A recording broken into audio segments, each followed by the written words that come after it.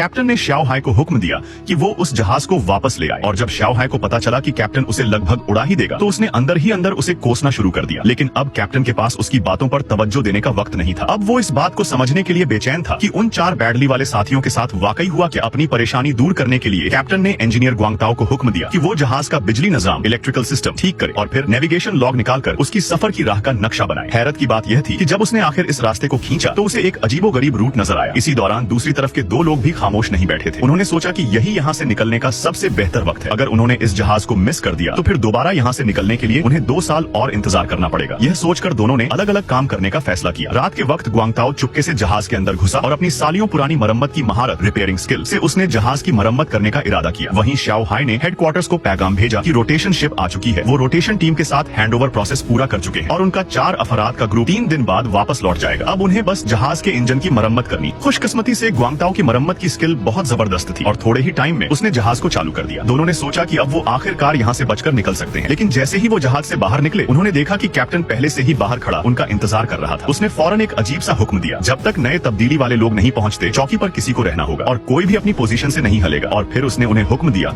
कि वो उस जहाज को उड़ा दे। इस बार ग्वांगताओ सीधा गुस्से में फट पड़ा। उसको यकीन था कि कैप्टन का ये फैसला खुदकुशी जैसा है क्योंकि शायद ये उनके बचकर निकलने का आखिरी मौका था। ग्वांगताओ ने साफ कहा कि वो किसी भी कीमत पर गोली नहीं चलाएगा। लेकिन जैसे ही उसकी बात मुकम्मल हुई कैप्टन ने बेदर्दी से उसके कान के पास से गोली चला दी।